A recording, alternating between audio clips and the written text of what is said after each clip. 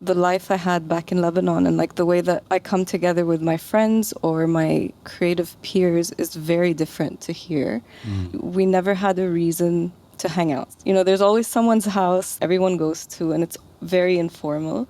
And I feel like conversations we had here in the collective were kind of building that framework for us to have that.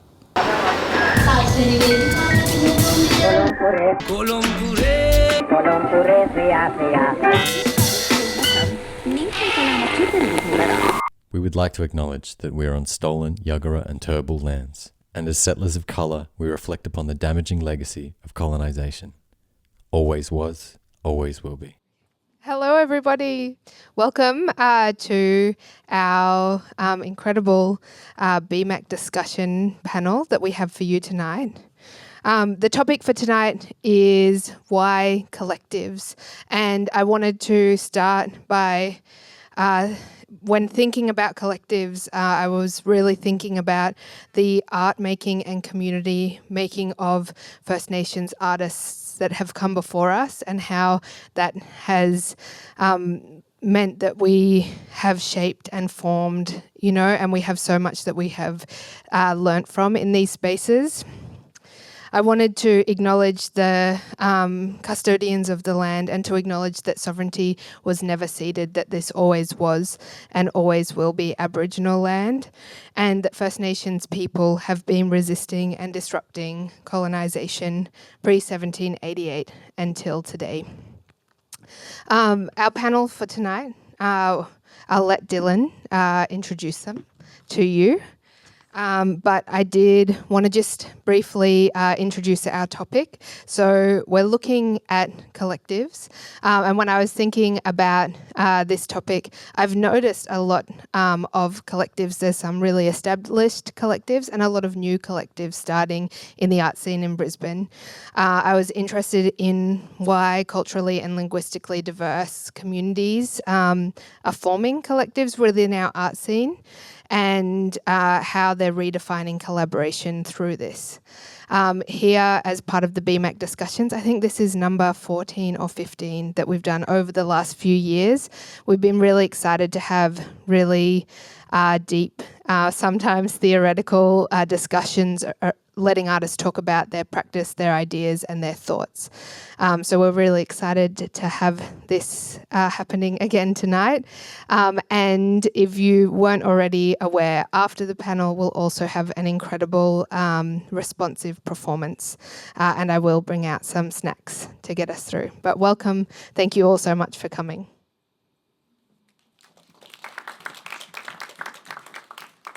Yes, I too am looking forward to that performance, that responsive performance at the end.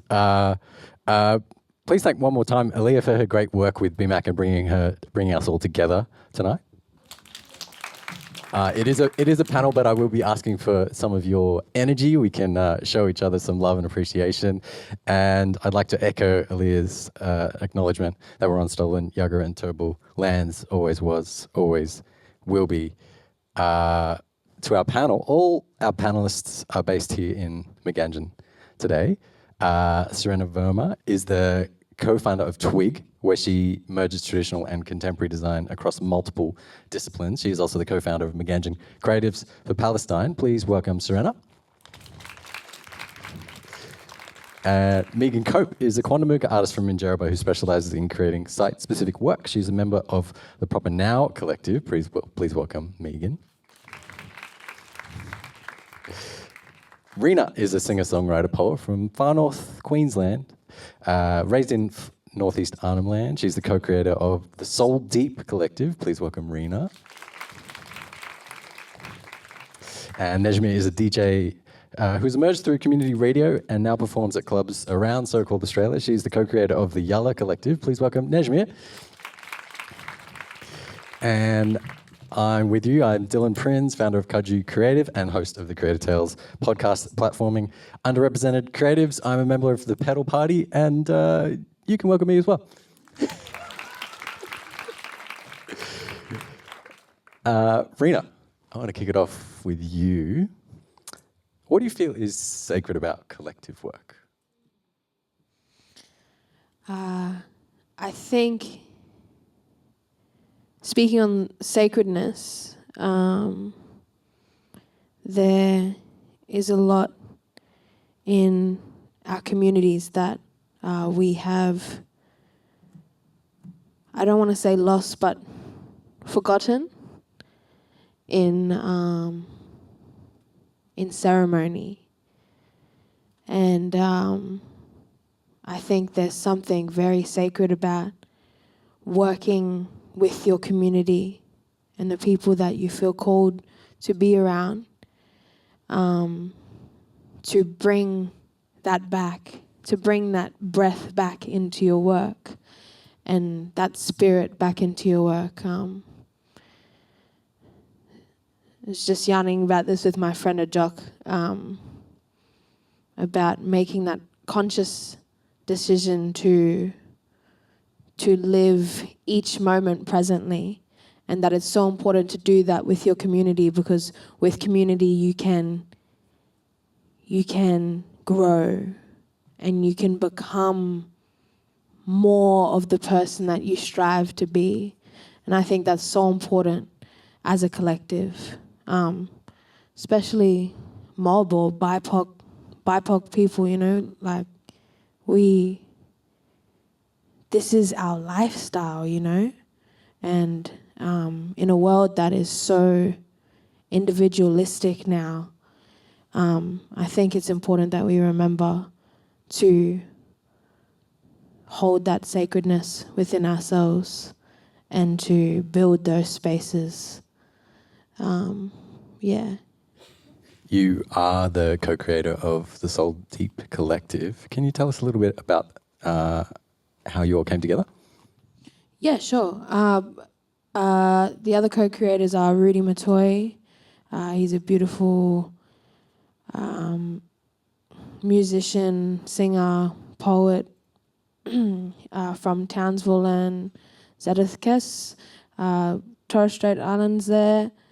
And another beautiful sister, Aurora, Soul Child. She is Jamaican and from down in Alice Springs way. And we kind of just felt this calling to hold each other.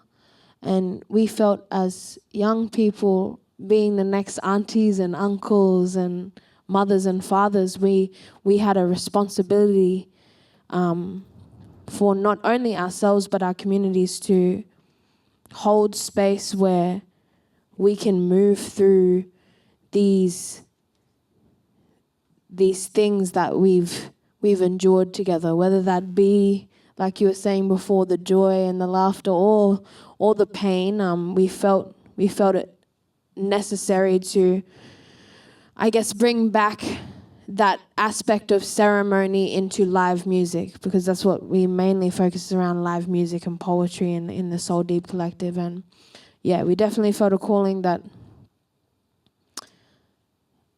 it was necessary to be present in a space that wasn't focused around alcohol and all these things that live music is now mainly focused around, and to be able to look someone in the eyes and be like, I see you, you know, and I feel where you've come from and your journey. And I may not have lived the same contextual, you know, aspects of what your journey is, but I can understand where your heart is and where your spirit lies. So yeah, that's kind of how it came about and how it came to be what Soul Deep Collective is, I guess. Yeah. Nejmi, Yalla Collective also produces music events that bring people together. Can you give me a little taste of the origin story of Yalla Collective? Yeah, definitely. So Yalla Collective, which Aaliyah is actually also part of, so thank you, Aaliyah, is a collective of people from the Eastern Mediterranean area. But I was really inspired by groups in Narm and Eora like Mahalla and Club Arak, if anyone's heard of those. They're really awesome Arab collectives. And I think I just wanted to create a space here that kind of celebrates those cultures, and also kind of a space for the next gen, which is quite special, and also intergenerational. I know my mum loves Club Arak as well. And I kind of just like looked to our community to see, who else was kind of keen in that, and we created those spaces. And yeah, similar to what you were saying, RINA, I think it's nice to create this thing that's bigger than, like, all of us kind of come from creative backgrounds. For example, I DJ, Aaliyah is just in the creative world quite greatly. And then we all brought our individual bits to that and then created something quite bigger. And yeah, we built something, I guess, that none of us either expected to do, which was really special. Yeah. Nice. I love having those little moments of reflection and sort of taking time to embrace the wins there. Often when we think about fundraising and solidarity, we might try and put on an event and sell tickets, food, beverage to try and fundraise for a particular cause, and then donate proceeds towards that. Sirena, Magan-djin Creatives for Palestine took a slightly different approach. Can you tell us about how the first gathering was planned? Yeah, of course. Well, before that, how everything actually came together. I would say we started at the beginning of 2024, so a few months after October 2023, where a lot of things started happening back in Palestine.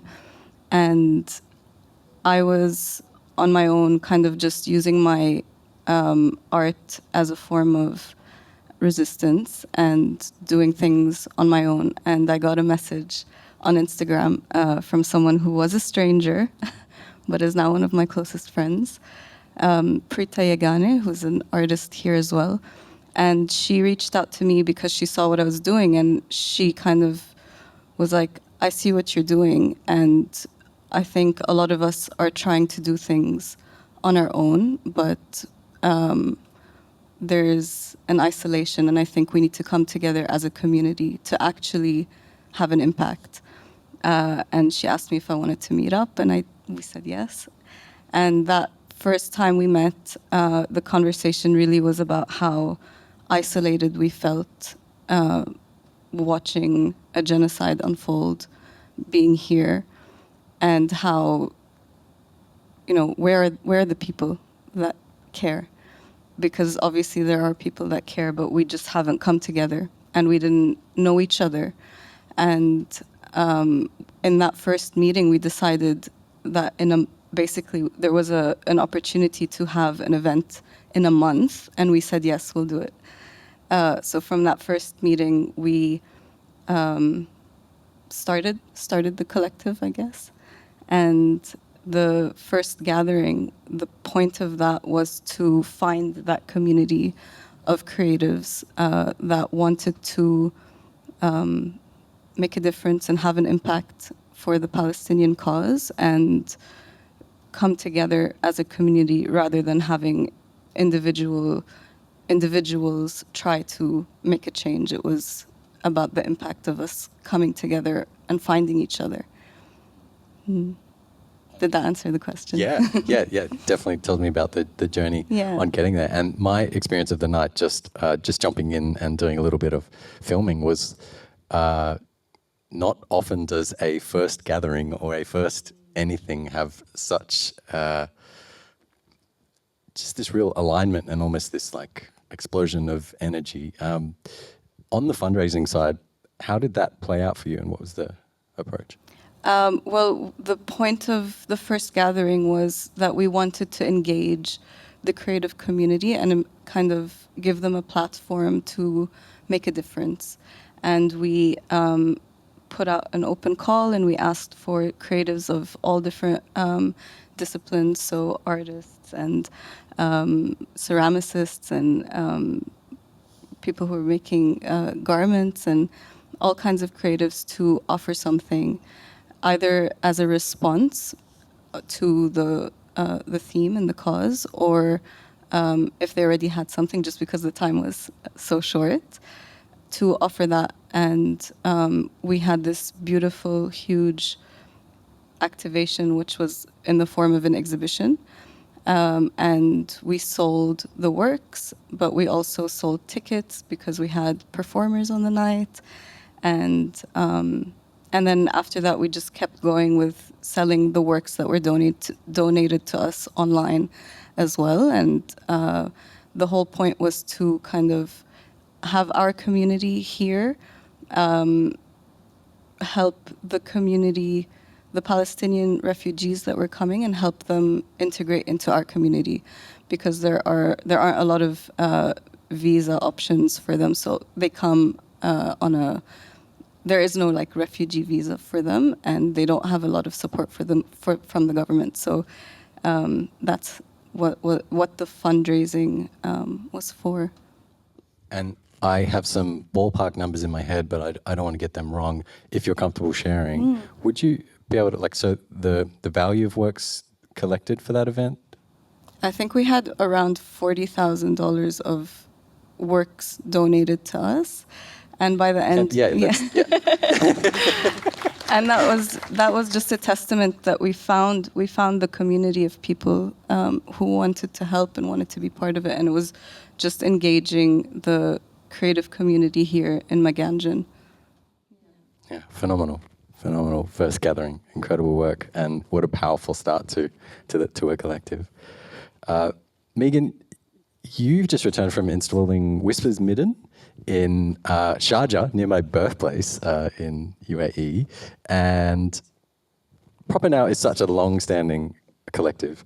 Is there a feeling of the collective with you when you're out on the road installing such work so far from home? That's a good question. We were just yarning about that. Oh, right. I didn't A little catch bit.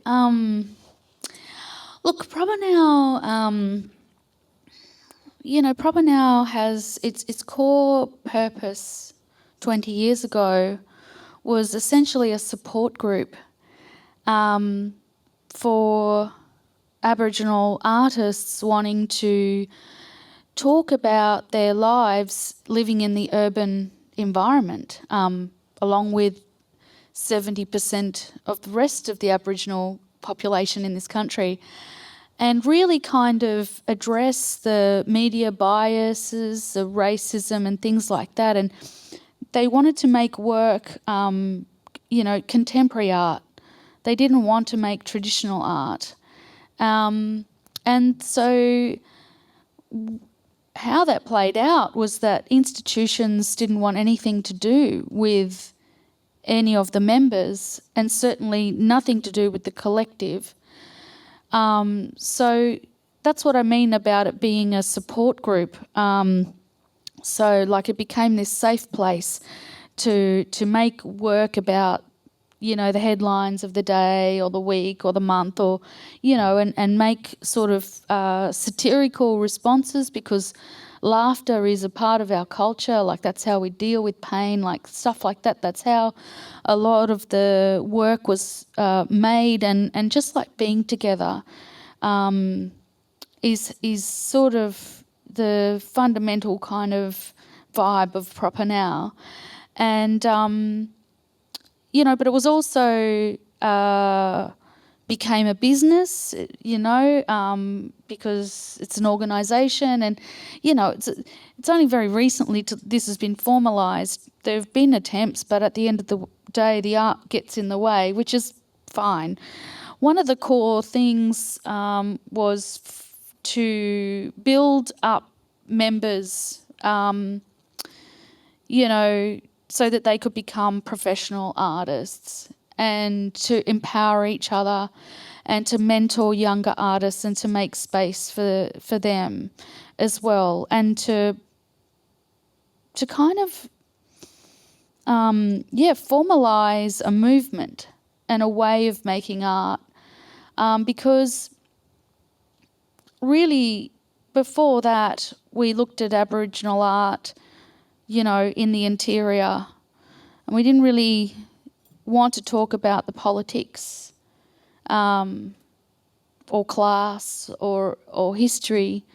So in lots of ways, it's that kind of journey with proppaNOW that for me has been the last 11 years that's given me the courage to then not just make work here, but then feel culturally strong and proud enough to go internationally and share these ideas and conversations with other like-minded people more than here sometimes, actually. So it was a really remarkable exhibition. The Sharjah Biennale is like, I think, the best biennale in the world, I think.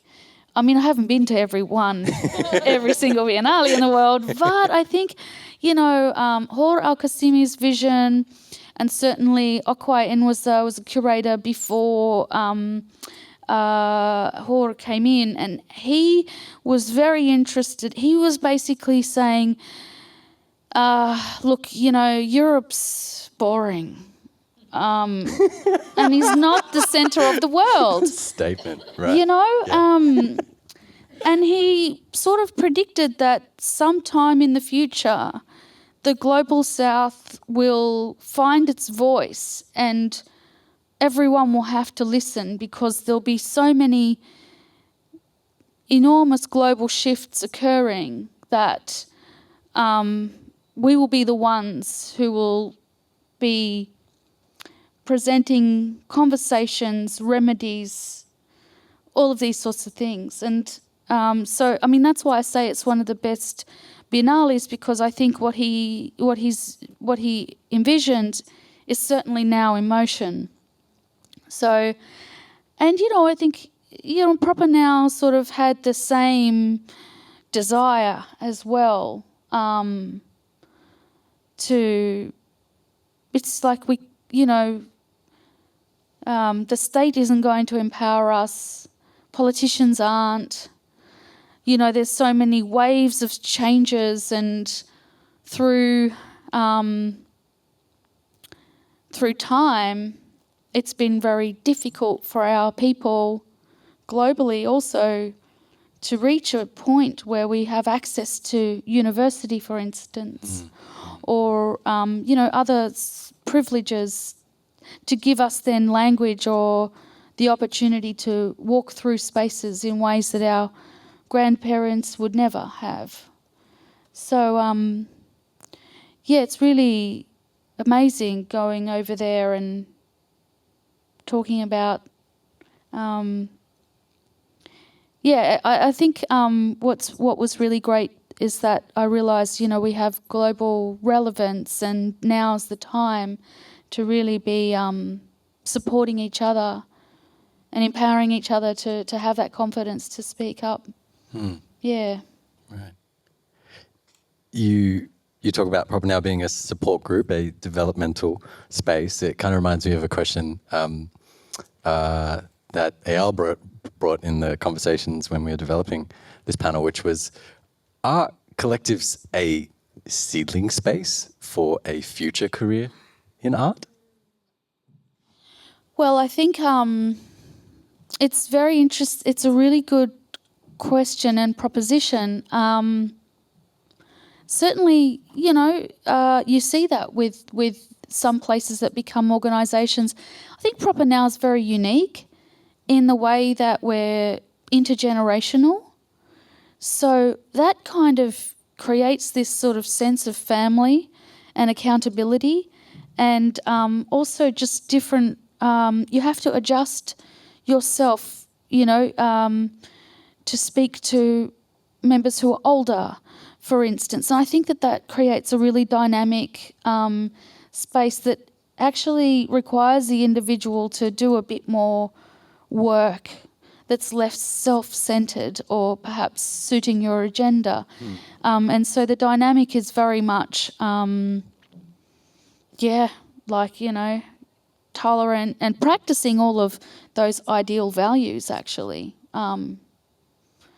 but yeah, depends. I mean, I guess everybody has their kind of charter or their constitution that they wish to work towards. Yeah. Speaking of constitution, I'm aware that when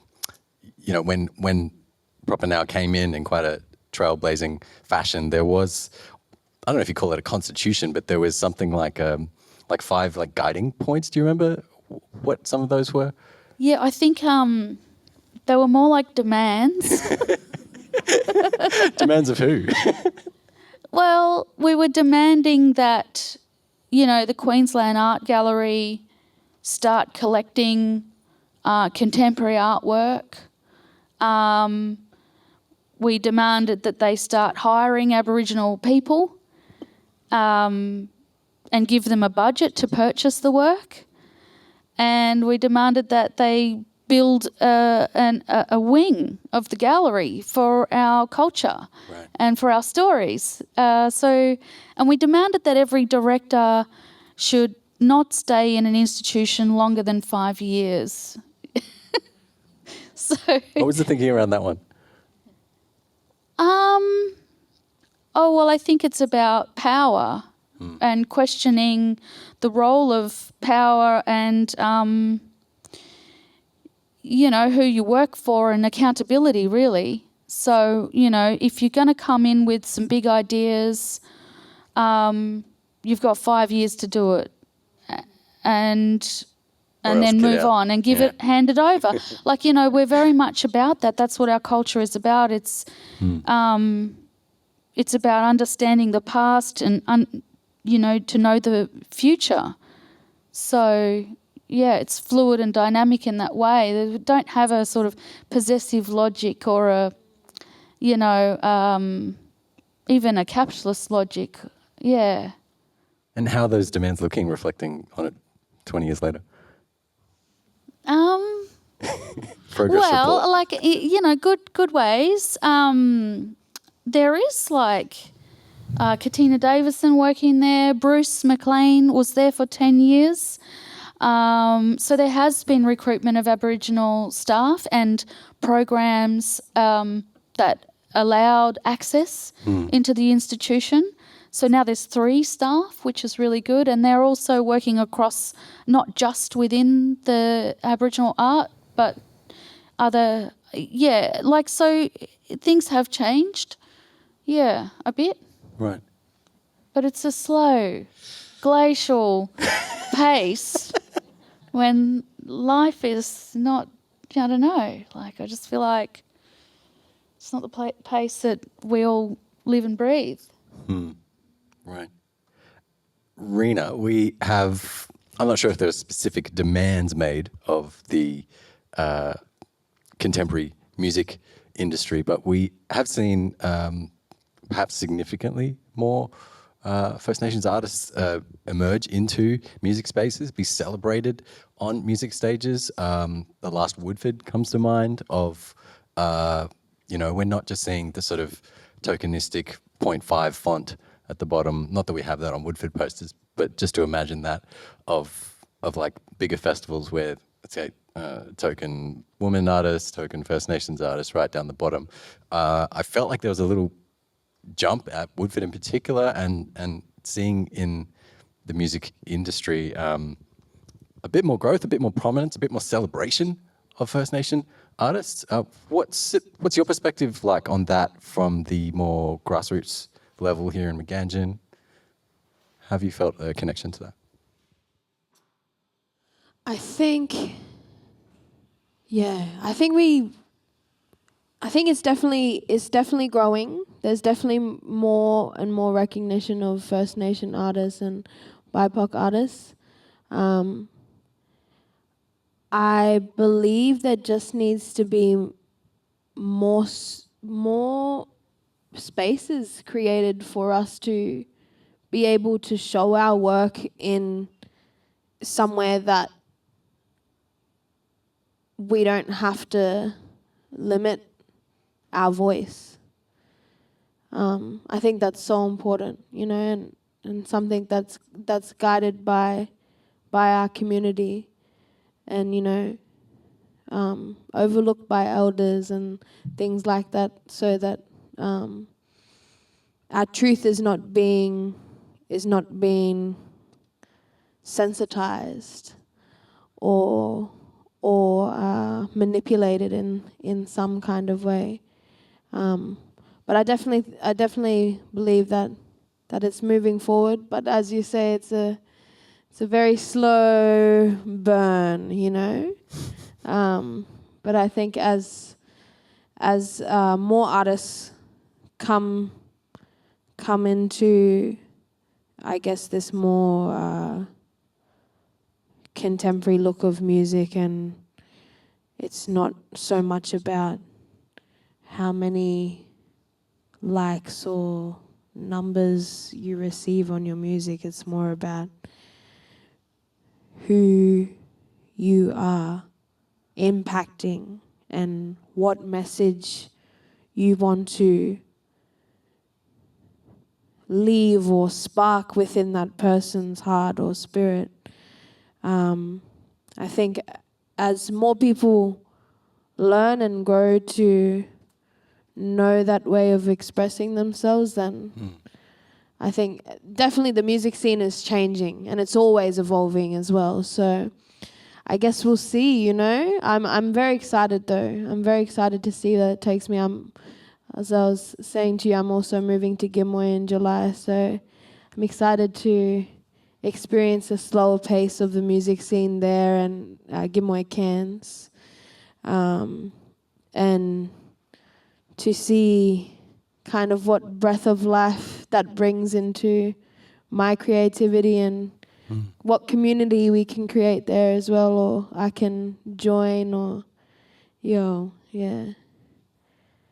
Where are your thoughts with that move coming up?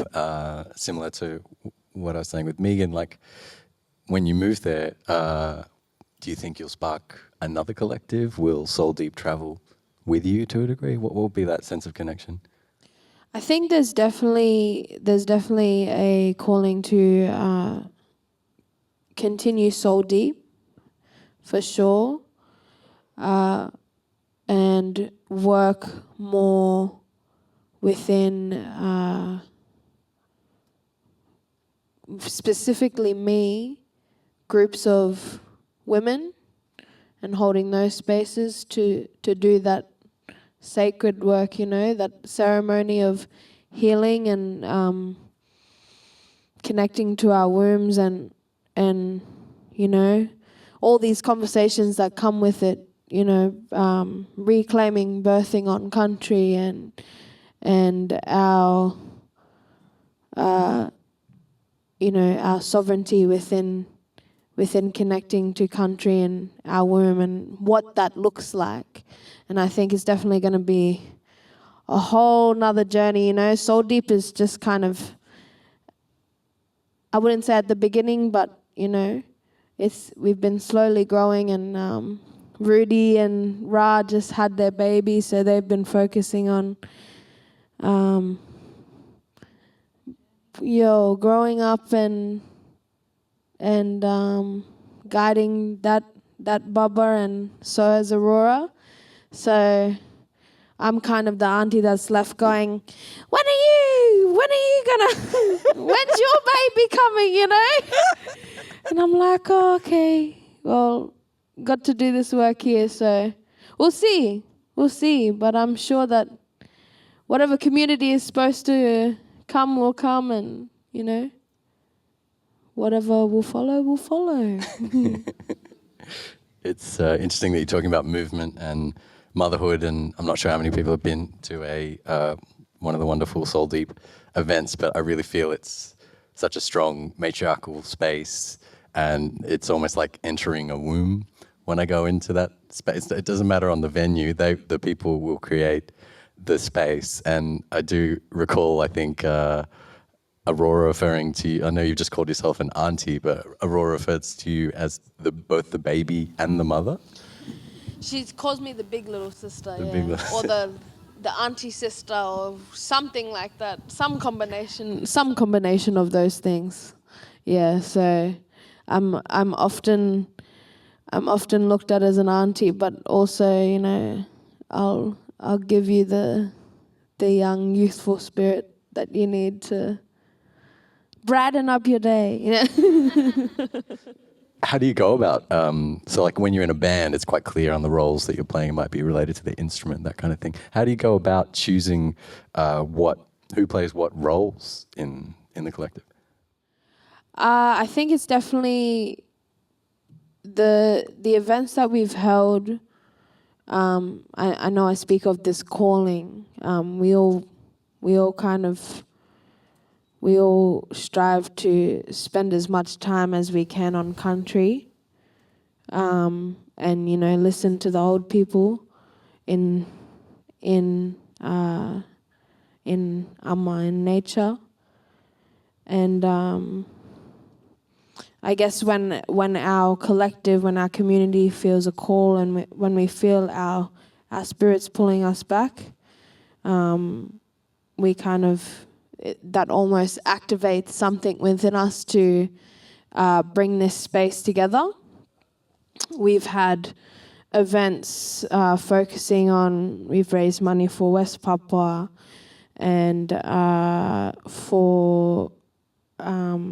we've done women's events focused on women's healing, and we held an event focused on solely listening to men yarn and what that was about in creating that space for men as well. So I guess it's kind of within our conversations and within our dialogue within our community, what is the themes? Yeah.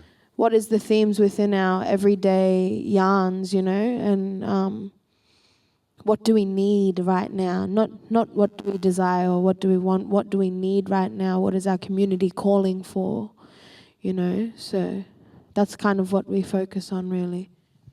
When I think about those two events, the Heal Sister event and the Word of the Warrior event, attended both, and not just the feminine, masculine energy contrast, there was also a stark contrast in the attendance or lack thereof in the Word of the Warrior event. The women were showing up. Women were showing up for each other, but men, we weren't there.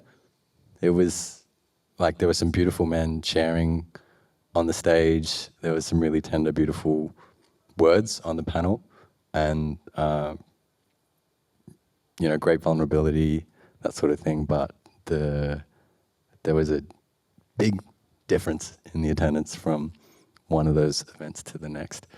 Have you kind of had those reflective conversations in the collective? What's the, yeah? For sure, yeah. We definitely reflected on after Word of the Warrior, which is, we held that in January this year. And we kind of felt, I don't want to say disappointed, but we did, you know, like, you know, in our men, like, and not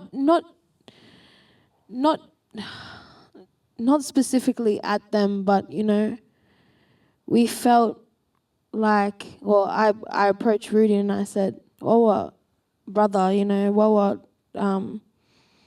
I feel a calling for you mob to get together. And I also had a dream. I often have dreams before we have these events. I had a dream that I was with my niece and I was welcoming all the men back after they'd just gone walkabout on country. And they were just walking out of the bush in a line, one by one. And I said, well, I feel like we need to have this space for men to yarn. And, you know, women can be there because often when we have these events focused on Heal Sister, you know, had men asking, are we allowed here? Of course. Yeah. You know, we want you to listen, and we want you to hear what is on our hearts and our spirits. And we wanted to do the same for the men, you know? We wanted to be there and hold them in that. But I think, look, I guess also not my conversation to have as I'm a woman. But, you know, I definitely think that there needs to be some sense of accountability within that space of men holding men. I think there's a lot of work that the matriarch and maternal lines are doing now. I think we're definitely being called into that power. A lot of women around the world are being called into that power, and we're seeing a rise in that. But we cannot be the women that we are without the men. It doesn't work like that. Our community works in flow with one another. When you have a strong man and a strong protector, you have a strong woman, which is a strong nurturer. And then you have the strong children that follow, and that's the future, you know? But how can we have that when we don't have those strong protectors, when we don't have those strong nurturers? We then create those families that have missing puzzle pieces, you know, and grow up to be those statistics, you know? So, yeah, these are the conversations that we kind of want to bring into that space in Soul Deep, you know? These ones that are kind of scary to have, and holding that accountability for each other, you know, or to each other.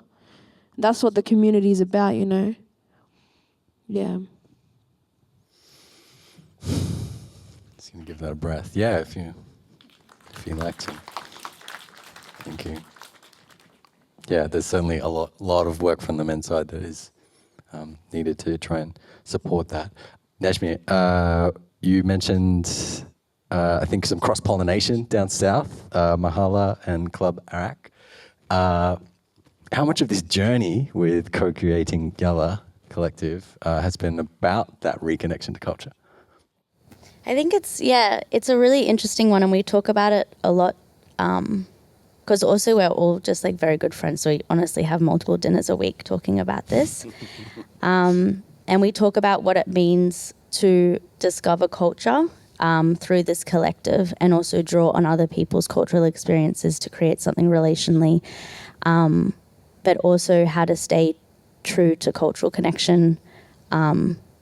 It's kind of like, I feel like there's as many ways to be a certain culture than as there are those people in that culture, but then there's also this thing of you're kind of weaving this tapestry that you want to feel authentic to everyone. But I've really been thinking a lot about what Megan was saying about proppaNOW and taking that with you, and what you were saying as well, RINA. And I feel like the interesting thing about a collective is that it actually can be this disembodied entity or something like this. Like you kind of, like we're speaking in Yalla, a lot of us are moving away and things like this, and we're thinking, you know, we're now part of this collective, and what does that mean to create this cultural representation and then pass that on to other people who are also represented by that, but they create their own expression of it. And I guess that's also interesting about the guidelines or the demands, is that can create this structure, but also that is this very fluid thing and interpreted in multiple different ways. So I guess it's exploring connection through that, but also, acknowledging that we all have different contexts and approaching that in different ways. Well, I think one of the things that really is interesting is the kind of relationship between what we do in private and then what we do in public, right? And they are two different things. And sometimes, like, I think since social media has really kind of taken such an enormous kind of amount of time and created expectations and how we share culture or present culture, a lot of time together in private has kind of been neglected. And I think that, that's kind of the core of why we get together to do things. And I don't know if it's always important to be public about it, like in the most kind of in a way that's kind of having to meet government KPIs, for instance. Like, what about our own KPIs? Or like, what about our own families? Or, like that kind of stuff. I'm kind of feeling quite reflective about how, who and why. And I think it's really important to do that. I mean, proppaNOW have also had like periods of time like where like I moved to Naarm, Tony moved to Gadigal, and the collective sort of just chilled out for a while. But we were in touch as kind of like family members and people who care about each other, just like checking in. We actually didn't have any shows. We were just sort of being friends. So yeah, I think it's important to like make space for that as well. And I love that you were saying that's, Yalla, that's the premise of Yalla as well. Yeah, I guess it comes back to that point about a collective being a support network. And I guess obviously there's different frameworks for different collectives, but I feel like, yeah, Yalla really shares that sentiment of, I don't know, we're also just checking in on each other and just love laughing together. Yeah, I think it's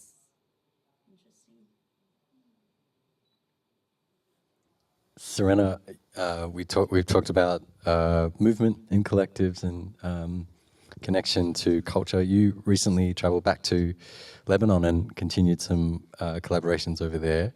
Did you observe something about collectives over there, and does that sort of kind of influence your lens on what you might bring back? Interesting question. Actually, I mean, I don't want to speak for the creatives in Lebanon, but I don't see as many collectives there popping up as I do here. And I'm not sure why that is. But it was, I think when I did go back, I did a sort of art residency there, and a lot of people came and helped me in a way, and like we've in a way formed a collective in that moment in time for that specific amount of time. Right. But it wasn't spoken out loud or said to the public that this is a collective and this is a name for us. And it was just sort of, we had a shared vision, a project, and we just came together every single day for 2 weeks and had meals together and talked about the work and did the work. How do we feel about that sort of blending of where does a collaboration become a collective? Do we think about that? I think if you say it is, then it is. Because, Love that. like if you declare it is. Yeah. Because there's so many ways to work together. And I think, especially like in the creative industry, like collaboration is so important. Like it's difficult, at least for me, to work in a vacuum or work individually. I need that feedback from people I trust for the work. And I like to talk about the ideas as well. And yeah, so I think that like creative people need that community, creative community. And if you declare that you want to be a collective, it's kind of that you're saying the things that you're talking about you want other people to know, in a way. Right. I also think there's a thing about, like, by claiming that you're a collective, you're kind of resisting this individualization that we're living within. And I actually am also just curious, I know it's not question time, but something I was thinking about with this panel is how, like, I feel like by claiming that you're a collective and saying this, it's that resistance, but then how do we actually work within that framework when around us is this kind of, like, similar to what you were saying, Megan, about these demands and like kind of wanting people to understand and like represent see how you want to be represented. But that kind of feels like intention as soon as you step outside of the collective. With proppaNOW, we don't collaborate. Like, I don't think anyone would say that we collaborate together. Like, maybe we corroborate. I don't know. But the thing is, like, it's about solidarity in the group too, and it's like there's a unified position and a politic that we expect of each other. And I think like if an individual's being attacked in the group, we stand with them. And like, if someone is going to select an artwork and run it down, well, other members will expand the literacy of that work so that it's understood. Like, so it's more about supporting each other. And that, like, yeah, we don't. It's kind of. I mean, I'll bring it up at our meeting on Wednesday. Like, whether we collaborate. Like, I feel like we just don't see it like that. We work together. Yeah, it's so interesting, and I wonder what if it would change if we decided to call ourselves collaborators. Like, I wonder if it would change. Like, I mean, there's one of these ideas that we should be bringing our best work to the collective and ideas to the collective, and then if an artist wants to interpret that, then, we're doing that. It's kind of like this commitment of generosity and giving your best, so that I don't know what it is, like the energy of the collective is strong and honest and true of its value and intentions, maybe. Because you have to, when you're, talking about colonialism and extraction and violence and stuff like that, you have to be strong.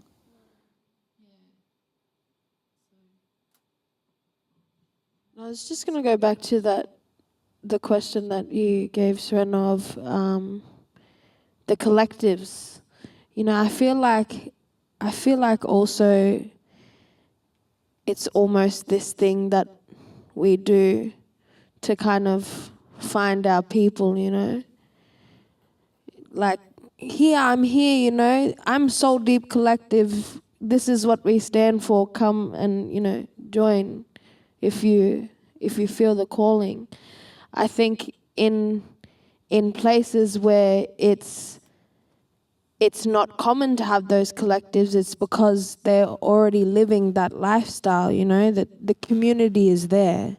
It's an everyday thing. You wake up, you sit around the fire, you have a cup of tea, and you sit down with the aunties and the uncles and you yarn them about whatever's the fire's bringing up, and you go and, quite often in Arnhem Land, we'd go out on country and it'd do exactly that, sit around the fire, and then the men would go off hunting and we'd sit, all the women would sit there and cook or, go look in the sand for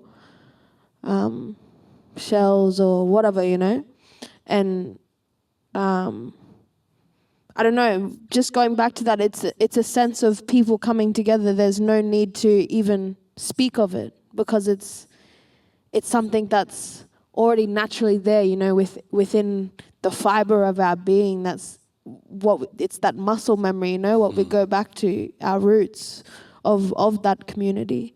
So I think the collective is almost this thing of like, oh, we're trying to remember, like it's very true. Some of the conversations we've had in our collective, or just, can we just have a space to just come together and be?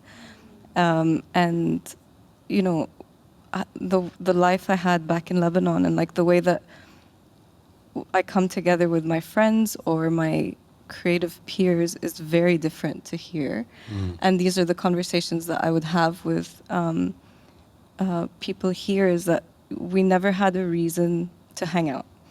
We just came together, always over food, and then we would figure out if we wanted to go do something.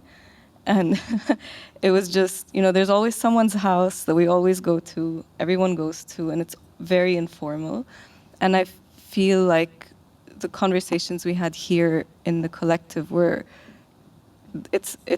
kind of building that framework for us to have that in a way. So it's a lot more about the community of us having, you know, we have shared values and all of that, but it's just having that space to have that, just come together and create a community. I like to think about like when and how the collectives come together. When I think about Magan-djin Creatives for Palestine, it's almost like a bat signal goes up and the A team assembles and then generates some 40,000 of art donations. Can you tell us a little bit about how that works within Magan-djin Creatives for Palestine? Well, I guess it's very grassroots and volunteer based, and the events that we've been doing, or the activations, the exhibitions, happen as they're needed, and the teams kind of assemble according to who wants to be part of it, because it's very volunteer based. And I guess there isn't really a way. Like after the first gathering, there were a lot of learnings that we took from it, and so we decided to kind of put those down as like pillars of how to move forward with different events, because we want to encourage other people to do the same and be part of it. So it's an open collective. Like whoever wants to be part of it at a specific point in time can be, and whoever feels the urgency or the need to create an event or create a piece of work, or we wanted to have those learnings, and we kind of put them as like protocols or pillars of how to move forward and how to create those events. Do you find without the pressure or need to like have weekly meetings and an agenda and stuff like that when you do come together, there is that energy and there is that momentum? Oh, for sure. I think we just created, I don't want to say network, like a community of people that we can just reach out to whenever we need to, and like we know who we are, and we do come together, and often it's just to hang out, and then from that maybe something will spark of like, oh, we should do this, or oh, I have an idea for this, and whoever is interested, whoever has the time, will be part of it and make it happen. Beautiful. We are coming towards the end of our chat, but there is the Q&A and the amazing running free musical response to follow. So keep your questions on the tip of your tongue or brain.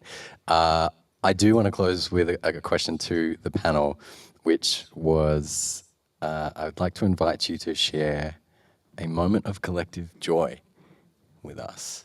And I'll try and start with one. I'm part of the pedal party, Magan-djin, so we do bike-based parties around the town. We get maybe 80 or so people, and I play the DJ, and last one we did, it was a 90s theme. There was something to go with the 90s, but I can't, 90s neon. It was 90s neon. I'd just been moving house. I had very little time to contribute to the collective, so I just showed up and played Superstar Artist DJ on the day and just played whatever 90s I had on my USB.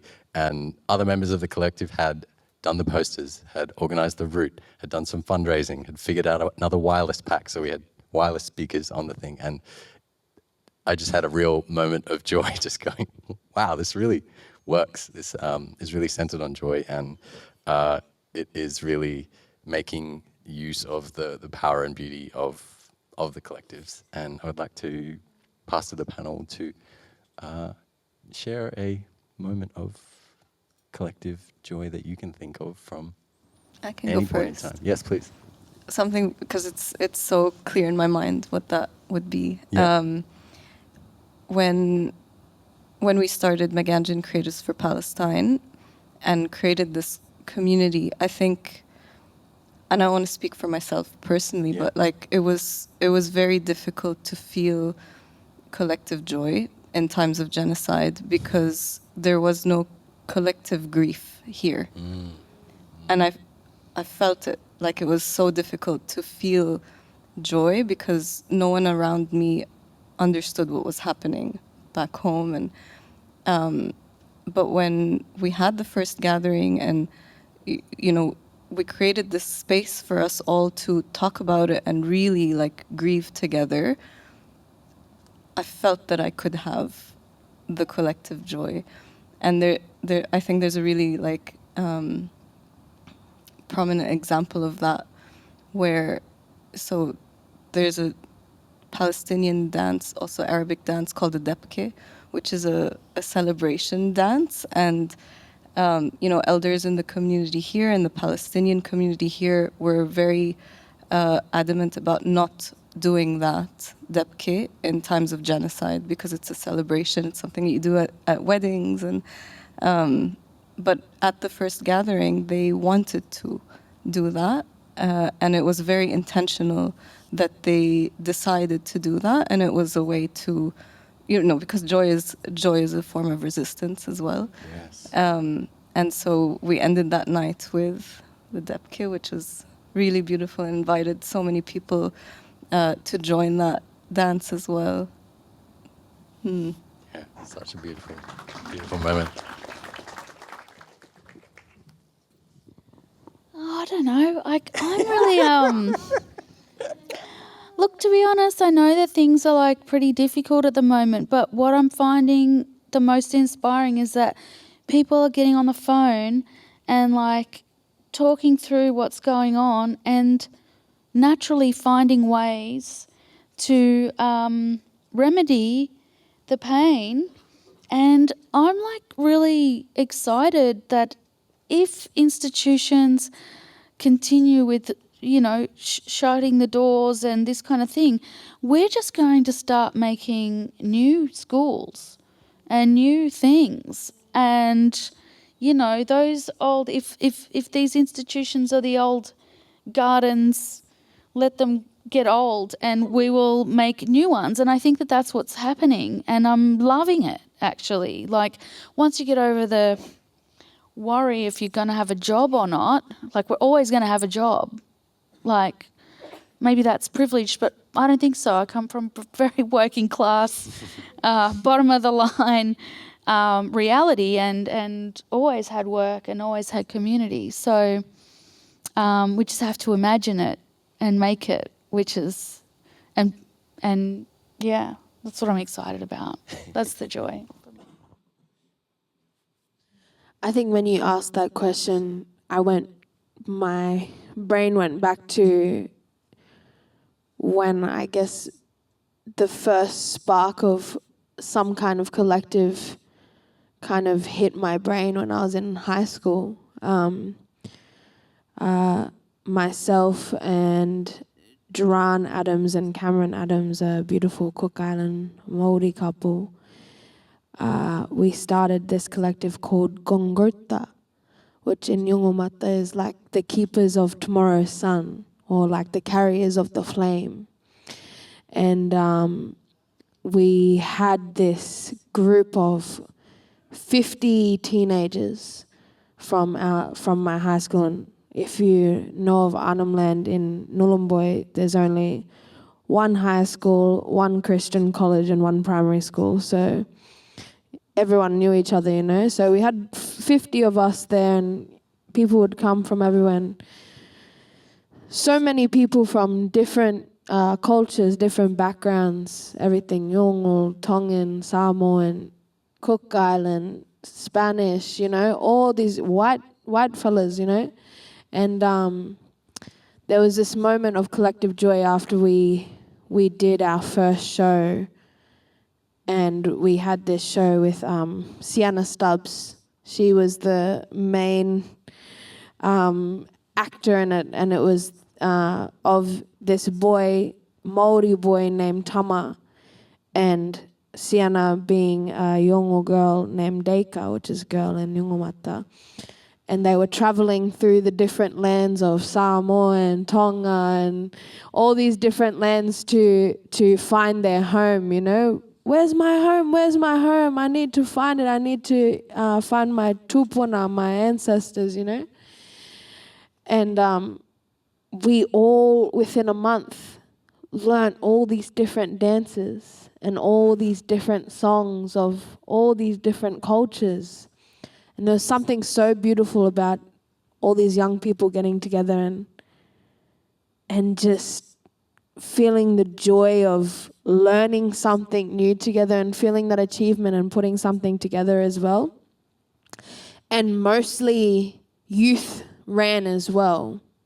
And I guess we had this moment at the end of our first show where we were like, whoa, we could feel the spirit, like you said, of all of them old people from every which way, you know, every land that we called there that night, we could feel the spirit of all those old people. And I remember we just sat in a circle and we cried together. And there was something so joyous about that, you know, like these 13, 14, 15, 16-year-olds. And then all the aunties and uncles that had helped us in development of the show, sitting there and crying together and being like, don't you feel this? Like, don't you feel the spirit of this, of Gongota, you know, that flame for the future? And I think that's something quite literally that I've taken with me from that experience into today and into the woman I am today and into the things that I've put into Soul Deep. So, yeah. I remember we did this event with Yalla where it was a Wara Anab, a Palestinian and Lebanese Wara Anab, and it was different. So it was two different types, and then Greek Dolma. And then we had all of these different people from these different cultures come together.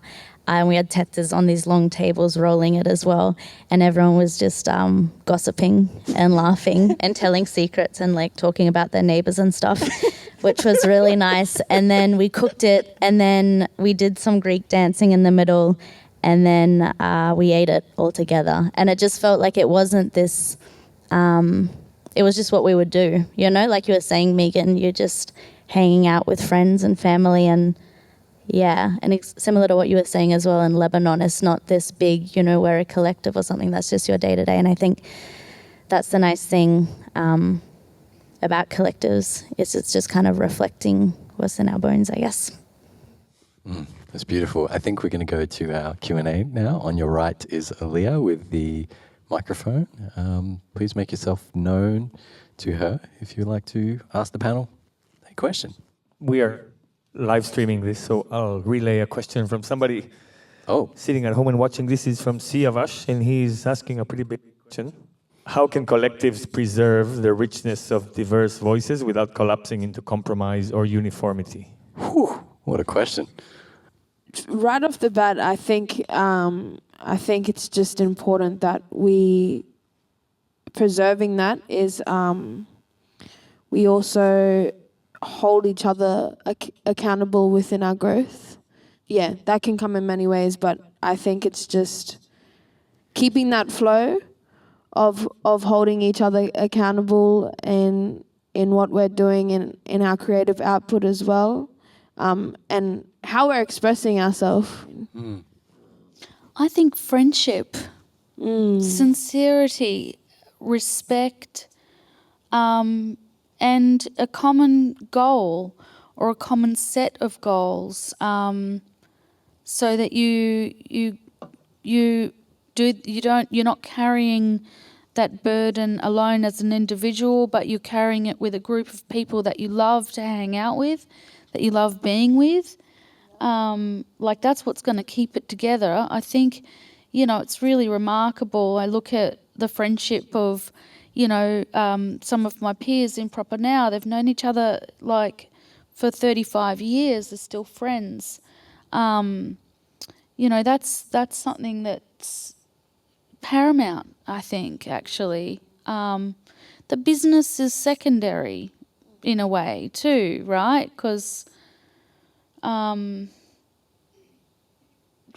were talking about resistance, or being together, being healthy is being resistant. Being together is being resistant. Like What was the second part? Yeah, I'm going to have the part 2 of that question. Let's see if I'm stitching us up with a double barrel over there. Yes, the second part was what virtues must be cultivated to maintain both cohesion and creative integrity.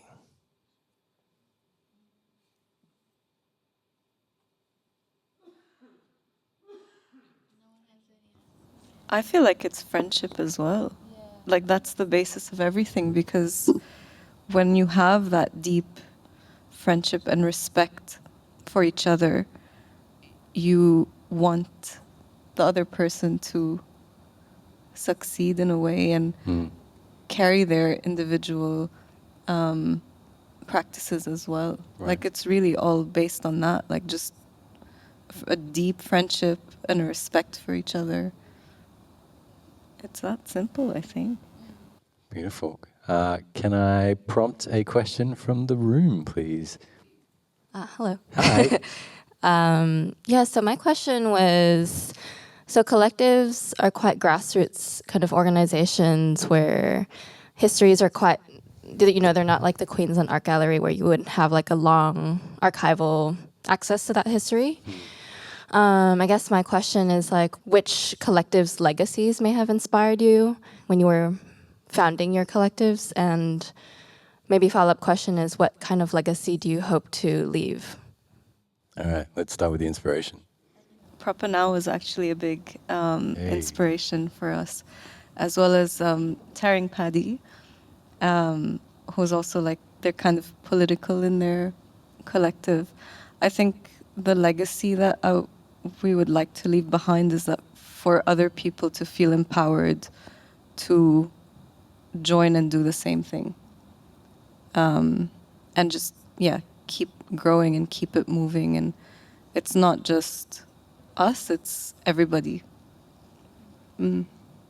We're in the process of actually developing an archive, because really up until we won this Vera List or Jane Lombard Prize for Art and Social Justice in New York at the New School, proppaNOW didn't really think of itself in terms of legacy or any of that kind of stuff. But that prize and that acknowledgement from an international school, which embraces radical thoughts and politics and that kind of stuff, really kind of threw a bit of a spanner in the works.